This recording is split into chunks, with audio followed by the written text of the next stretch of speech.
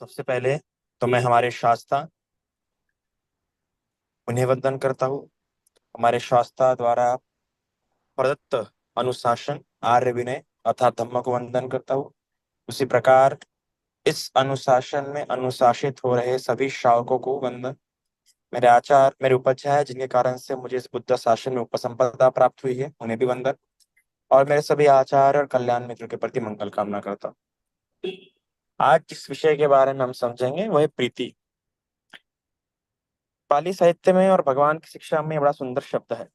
समाधि के क्षेत्र में तो बहुत ही ज्यादा इस्तेमाल किए जाने वाला शब्द है प्रीति। प्रीति मतलब ऐसा आनंद होता है जिसमें मन और शरीर दोनों स्तर पर व्यक्ति अनुभव करता है।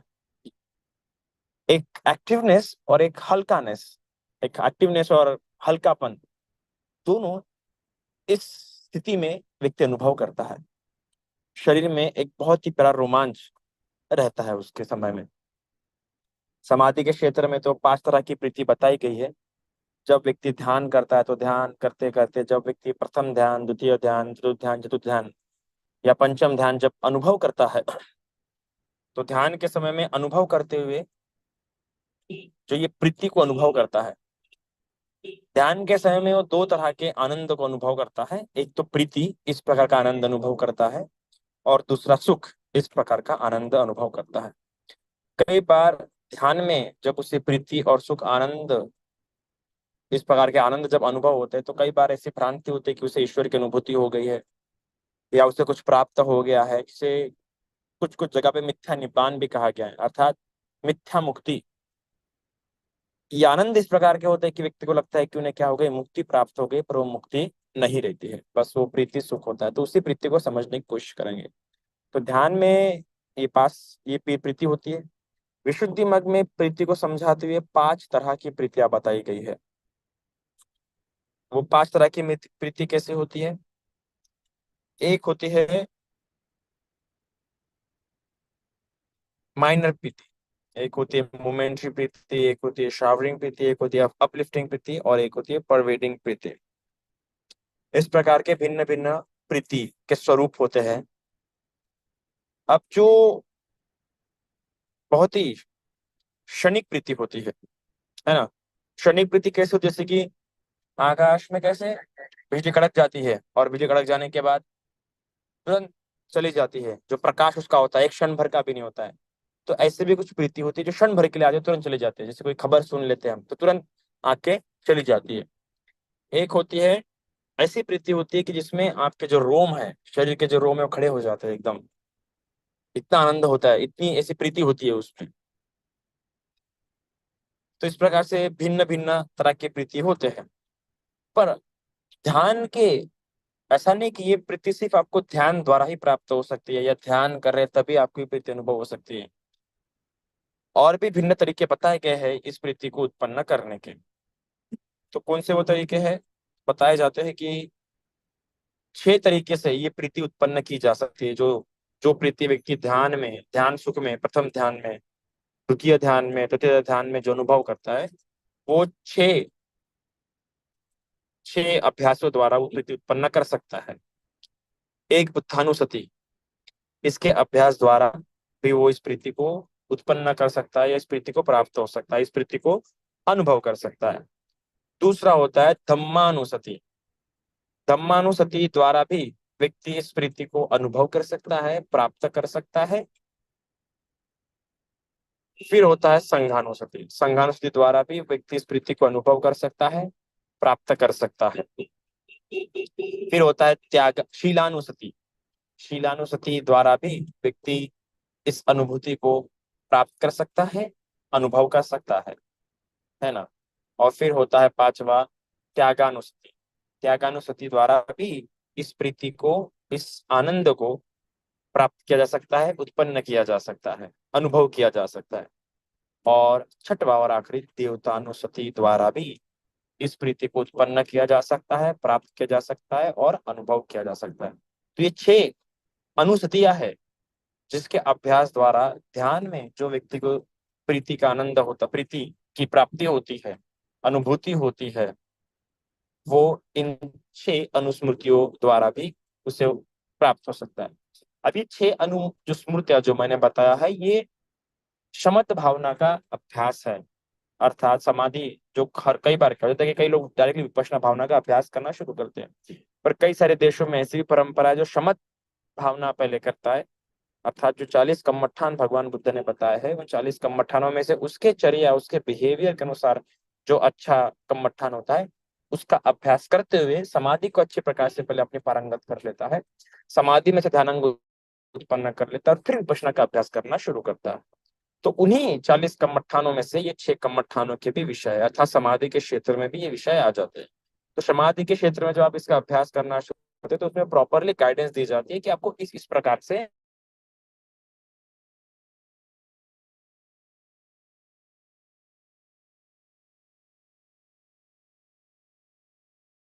मन में लाओ ये बातें। पर रोजमर्रा के जीवन में ये 6 स्मृतियां आप कैसे उत्पन्न कर सकते हैं, इसको आज हम समझने का प्रयास करेंगे। भानुसति, मानुसति, संघानुसति और शीलानुसति, ये 4 अनुसतियां थोड़ा सरल है बाकी 2 अनुसतियों के मुकाबले, त्यागानुसति और देवतानुसति। देवतानुसति करने से क्या होता है कि शरण उतनी मजबूत नहीं हो सकती है, व्यक्ति इधर उधर। हाँ लेफ्ट जाना। क्यों लेफ्ट लेना था?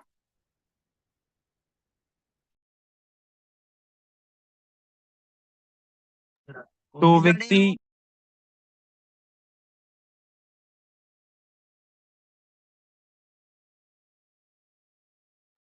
व्यक्ति इधर उधर उसका मन भटक सकता है। सबकी स्पीड में है गाड़ी ना? आ रही है उधर से। देवतानुसति का मैं पर्सनली तो उतना उतना मैं सपोर्ट नहीं करता हूँ देवतानुसति को, क्योंकि देवतानुसति में जब व्यक्ति देवतानुसति चल बोलना। हाँ बस हम लोग थोड़ा आगे निकल के बस आएंगे। चल चल बोलना।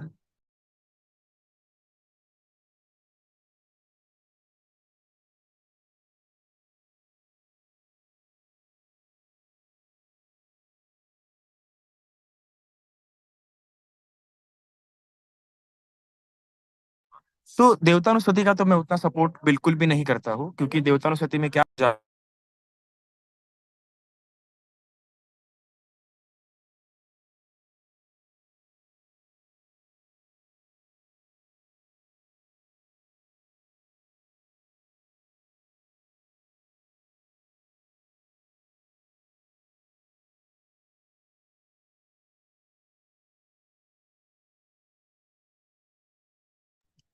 हाँ, तो देवतानुस्मृति का तो मैं उतना श्रेयस्कर नहीं हूँ कि देवतानुस्मृति से क्या हो जाता है कि देवतानुस्मृति से व्यक्ति देवताओं की जिस प्रकार से गुण याद कर रहा है, देवताओं की अनुकंपा। वैसे मैं तो अक्सर इस बात को समझता हूँ कि देवताओं की अनुकंपा के लिए व्यक्ति ने ज्यादा प्रयास नहीं करना चाहिए, है ना? हाँ, देवताओं के साथ का प्रयास कर सकते हैं कि हम कोई पुण्य कर्म करें तो हाँ चलो सहभागी हो, ताकि और पुण्य अच्छा हो जाए। पर अनुकंपा अगर व्यक्ति किसी की चाहता है तो यही चाहना चाहिए कि धर्म की अनुकंपा। इसलिए मैं धर्मानुसति पे बड़ा बल देता हूँ। धर्म की अनुकंपा हमेशा ऐसे बनी रहे। तो धर्म की अनुकंपा बनी रहे मतलब कैसे बनी रहे, इसको बड़ा सावधानी से समझिए। ऐसा नहीं कि धर्म कहीं आसमान में और आपको देखते रहेगा। धर्म की अनुकंपा मतलब आपका स्वभाव। स्वभाव में क्या, जो आपका पहले से स्वभाव है वो नहीं, जो आपका पहले से स्वभाव है वो नहीं। स्वभाव मतलब जो आप धारण करने वाले हैं शीलों को। स्वभाव मतलब जो आप धारण करने वाले हैं समाधि को। आप शीलों को धारण करने वाले हैं मतलब कैसे कि जब भी आप कोई कार्य कर रहे होंगे या जब भी आप कोई कार्य करना होगा, उस कार्य को करने के लिए आप में इतना इच्छा ना हो जाए कि आप अपने शीलों को भंग करने के लिए तैयार हो जाए, या आपको अपने शीलों के प्रति क्या हो जाए, कमतरता महसूस होना शुरू हो जाए। इस प्रकार से जब भावना व्यक्ति करता है कि धर्म ही श्रेष्ठ है, धर्मानुसति को इतने सुंदर तरीके से व्यक्ति अनुभव कर सकता है कि धर्म ही श्रेष्ठ है। तो धर्म कैसे श्रेष्ठ है? धर्म इस प्रकार श्रेष्ठ है कि मैं जब धर्म को देखता हूँ, जब मैं धर्म को अनुभव करता हूँ, तो मेरे जीवन में कुछ भी आए, मुझे कुछ भी प्राप्त हो या मैं कुछ भी प्राप्त करना चाहता हूँ, मैं उस चीज को प्राप्त करने के लिए अपने धारण किए हुए या भगवान के बताए हुए जो शब्द है, उन शब्दों का मैं उल्लंघन ना करूं। जब भी आपको कोई चीज प्राप्त हो, कई बार क्या होता है कुछ चीज प्राप्ति के लिए हम धर्म को छोड़ देते हैं। स्वाभाविक बात है कि आज का संसार भी वैसा है, आज के संसार में चकाचौंध ज्यादा है, आकर्षण ज्यादा है, तो स्वाभाविक है। पर हमें प्रयास कर रहा है, पूर्ण रूप से तो हो नहीं, पूर्ण रूप से तो नहीं हो सकता है ना? पर हमें थोड़ा थोड़ा करके तो भी प्रयास करना है कि धर्म इस प्रकार हमारे जीवन में स्थान ले ले, है ना? धर्म को इस प्रकार स्थान देना है कि दूसरी वस्तुएं हमें उतनी आकर्षित ना कर पाए, आकर्षित कर भी ले पर कभी भी धर्म के तराजू पे ना आ पाए हमारे। इस प्रकार से धर्मानुसति का उसे ये करना होगा। जब इस प्रकार से धर्मानुसति का अभ्यास करता है तो जो उसे आनंद, जो उसे प्रीति पूरे शरीर और मन पे अनुभव होती है वो बड़ी सुंदर होती है, वो बड़ी हल्की होती है। और ये जो प्रीति अनुभव करते हैं ये समाधि समाधि है, ये समाधि ही है उसकी। अभी आप भिन्न भिन्न जगहों पे कठिन शिवरदान के लिए जा रहे होंगे, तो भी जब कठिन शिवरदान के लिए आप लोग जा रहे होंगे तो संघ को देख रहे होंगे। अब ये बात बड़ी ऐसी हो जाती है कि जब संघ को देखता है तो सिर्फ संघ को नहीं देखता, तो व्यक्ति को धर्म भी देखने के लिए मिल जाता है, व्यक्ति को बुद्ध भी देखने के लिए मिल जाता है, व्यक्ति को बुद्ध शासन, व्यक्ति को शील भी देखने के लिए मिल जाते हैं, शीलों की पराकाष्ठा भी देखने के लिए मिल जाती है, शीलों की शीतलता भी देखने के लिए मिल जाती है, शीलों की नम्रता, शीलों की विनम्रता और शीलों का आदर्श जीवन भी उसको देखने के लिए मिल जाता है, देखने के लिए मिल जाता है।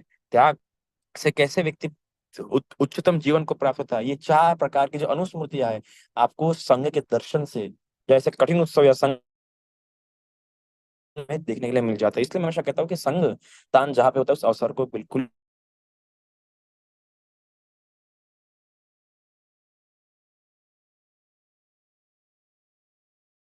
क्योंकि सबसे पहले बुद्धानु, सबसे पहले अगर ऊपर से त्यागानुसति, तो आपको देखने मिलता है कि किस प्रकार से भिन्न भिन्न प्रकार के भिक्षु है और उनका भिन्न भिन्न, किसी का त्याग ज्यादा है, किसी का त्याग कम है, और हर तरह का त्याग उस भिक्षु को अपने अपने तरह का सुख दे रहा है, अपने अपने तरह का आनंद और अपने अपने तरह का कर्म विपाक के स्वरूप में सुख प्रदान कर रहा है। अब उसमें ये भी देखते हैं कि कितने सारे उपासक किस प्रकार की सेवा कर रहे हैं, कुछ लोग घर छोड़ के आ रहे हैं, कुछ लोग किस प्रकार का त्याग कर रहे हैं। तो वहाँ पे वो त्याग, दूसरों का त्याग देखने के लिए मिलता है। उनका त्याग देख के हमें अपना त्याग करने के लिए महसूस होता है, और वो भी हमें अलग सी प्रीति, अलग सा हल्कापन उत्पन्न करते हैं कि त्यागानुसति हो जाती है वहाँ पे। फिर दूसरा होता है वहाँ पे कि शीलानुसति।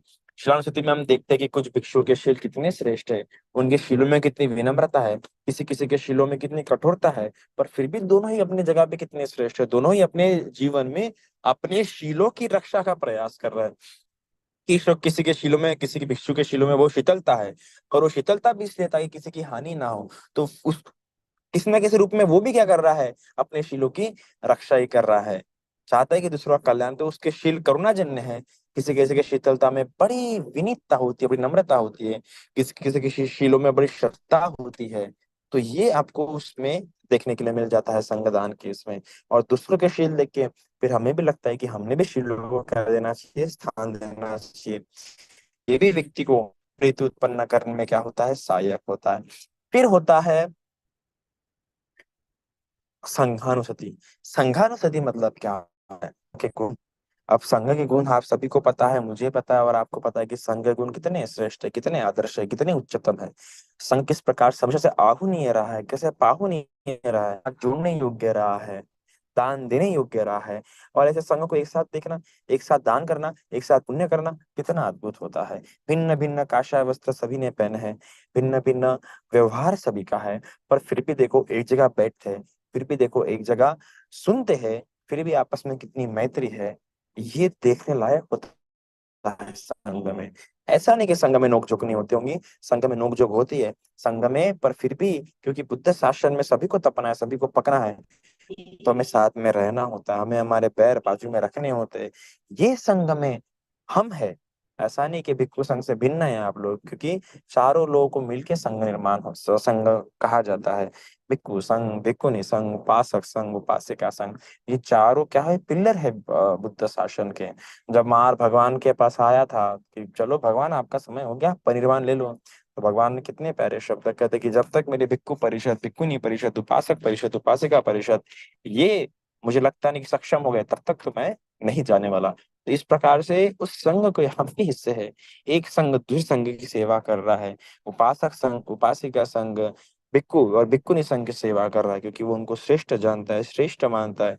तो संघ, एक संघ का आदान प्रदान दूसरे संघ को हो रहा है। इस प्रकार से वो संघ को क्या होता है, देखता है, जानता है, अनुभव करता है। और इस देखने से, इस जानने से, इस अनुभव करने से अपने शरीर में और मन में क्या करता है वो, इस प्रकार देखने से, जानने से वो शरीर और मन में क्या करता है, प्रीति उत्पन्न करता है।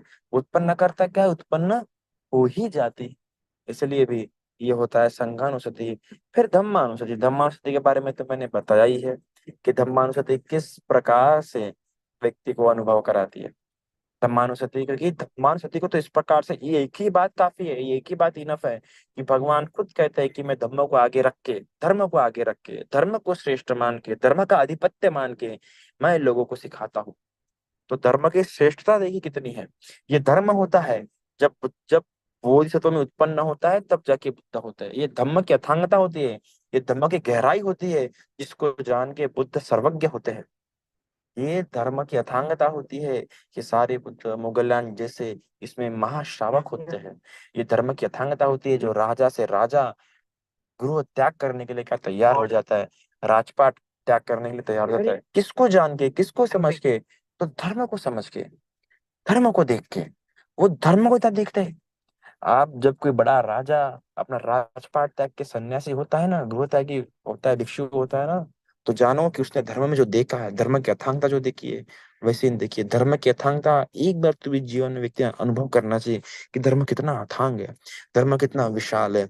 बहुत आसान है बुद्ध एक है ना, अगर आप शीलानुसति, त्यागानुसति और बुद्धानुसति से ज्यादा कठिन है धर्मानुसति को समझना। धर्म की अथांगता को, गहराई को समझना बहुत कठिन है। ये धर्म की गहराई और धर्म की अथांगता को ना समझने के कारण ही समाज में इतने कर्मकांड है, समाज में इतनी भ्रष्टता है। ये धर्म की अथांगता समझना मतलब नैतिकता को समझना। धर्म की अथांगता को समझना मतलब कर्म सिद्धांत को समझना कि कैसे कर्म उसके जीवन में परिणाम डालते हैं। धर्म की अथांगता को समझना मतलब जीवन में करुणा कितना स्थान रखती है, मैत्री कितना स्थान रखती है, इस बातों को समझना। धर्म को समझना सबसे कठिन है, याद रखना। क्योंकि जब व्यक्ति धर्म को समझ जाता है तब व्यक्ति निर्वाण प्राप्त कर लेता है। जब व्यक्ति धर्म को समझ जाता है तब कोई व्यक्ति बुद्ध होता है, सर्वज्ञ होता है, पच्चेक बुद्ध होता है, श्रावक बुद्ध होता है। किसके कारण हो रहा है? धर्म के यथार्थता के कारण। इसलिए धम्मानुसति का जब अभ्यास कर रहे हो तो कोशिश करो कि इसके गहराई को समझो, इसके गहराई में उतरो। बिना इसके गहराई में उतरने का मन करो, मन में आए कि मैं और धर्म कितना गहरा है जानना चाहता हूँ, और धर्म में कितना उतरा जा सकता है मैं जानना चाहता हूँ। ये विचार होना चाहिए धर्मानुसति का अभ्यास करते हुए। फिर होता है बुद्धानुसति। अरे बुद्धानुसति के बारे में क्या बोला जाए, भगवान के बारे में जब ऐसा कहा जाता है तो भगवान के बारे में क्या कहा जाता है कि अरे एक कल्प, अगर एक बुद्ध दूसरे ऐसा करना शुरू करे तो क्या हो जाएगा। पर बुद्ध के गुण आपको समझना है तो दिग्ग निकाय में, बड़े प्यारा सूत्र आता है जिसमें चुल्लशील, महाशील और मध्यशील पढ़िएगा, सिर्फ वो शील पे ही बताया है। इतना सुंदर बताया है किस प्रकार भगवान चुल्लशील में भी श्रेष्ठ है, किस प्रकार भगवान मध्यशील में भी श्रेष्ठ है, और किस प्रकार भगवान महाशील में भी श्रेष्ठ है। फिर मध्यम निकाय में एक सूत्र आता है जिसमें भगवान की समाधि का अभ्यास के बारे में बोधि राजकुमार सूत्र में बड़ा गहराई से बताया किस प्रकार से भगवान ने भिन्न भिन्न प्रकार की समाधि की। और जातक कथा में एक कथा आती है महासोध जातक, वो उसमें देखिएगा कि भगवान की प्रज्ञा कितनी श्रेष्ठ होती है। तो इस प्रकार से आप देखते हैं कि भगवान इतने गुणों से युक्त है। आहा, भगवान की कथाओं, जातक कथाओं में देखते हैं किस प्रकार से भगवान ने भिन्न भिन्न जगहों पे अपने शीलों की रक्षा की है। इसलिए भगवान के गुणों को याद करना अद्भुत है। अप्रमाण ऐसे नहीं कहा जाता है बुद्ध को, ये बात आपको समझनी।